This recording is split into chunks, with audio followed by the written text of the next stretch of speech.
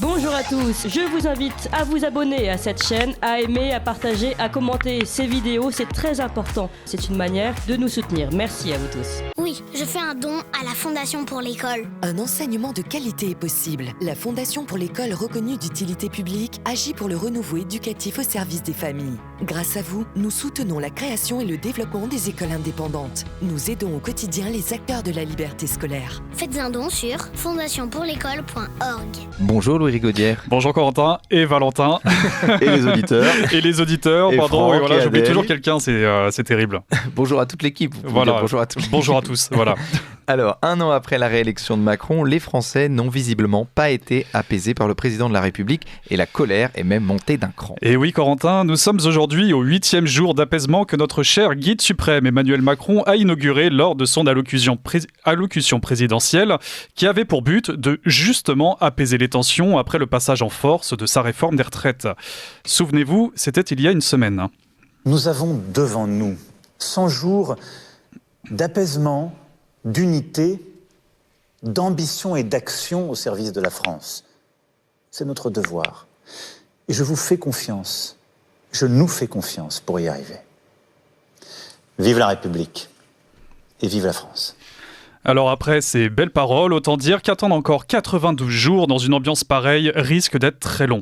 Surtout lorsque certains ministres se déplacent à tel endroit ou que Macron lui-même décide de mettre à l'épreuve sa popularité auprès des Français. Le résultat est tout sauf étonnant. On n'en veut pas de ta retraite, qu'est-ce que tu comprends pas là-dedans? On n'en veut pas. Non mais on n'en veut pas de ta retraite, fou du cul. Monsieur Macron, je peux vous poser une question? Allez-y, j'en ai d'autres. Oui, je voulais juste savoir que Cyril Hanouna a un président qui a un gouvernement aussi corrompu. Et pour ces Français qui ne se contentent pas d'hurler leur colère ou leur déception, un instrument plutôt banal s'est transformé en symbole de contestation, à savoir la casserole, qui peu à peu prend la place du désormais célèbre gilet jaune. D'ailleurs, le pouvoir ne s'y trompe pas. Après des mois de manifestations intenses, rappelez-vous comment étaient traités ces gilets jaunes en 2019, qui avaient le malheur de se balader sur les Champs-Élysées un samedi après-midi. Retenez bien, retraité 1200 pour 45 années de travailler, on le contrôle à un arrêt de bus. On lui prend son gilet jaune dans le sac et on lui met une amende de 135 €. Merci la police et le gouvernement. Merci la démocratie, c'est très fort la France.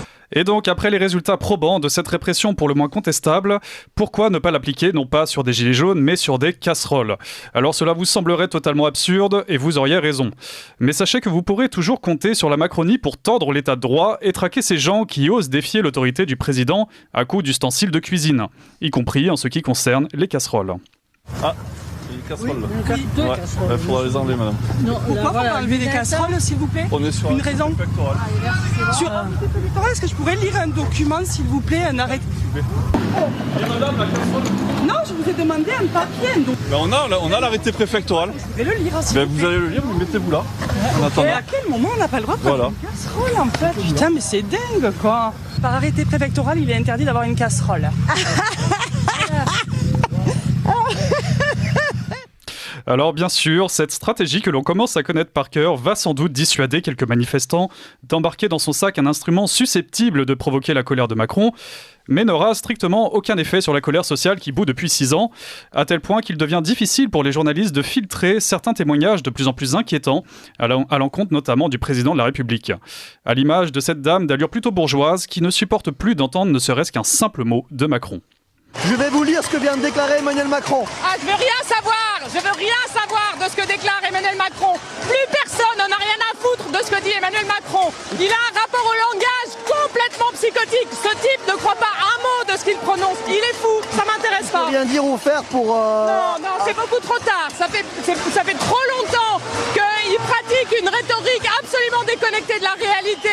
Il a perdu totalement le contact avec ce que c'est qu'un pays, avec ce que c'est qu'une société, avec ce que c'est que les travailleurs. Il ne sait plus rien de nous, alors on veut rien savoir de lui. Alors bien sûr, les manifestations vont continuer, les appels au rassemblement lors des visites de certains ministres se multiplieront, mais les prochains événements festifs ou sportifs seront à surveiller de près. Car oui, samedi prochain se tiendra la finale de la Coupe de France en compagnie du président et dans moins d'un mois aura lieu le Festival de Cannes.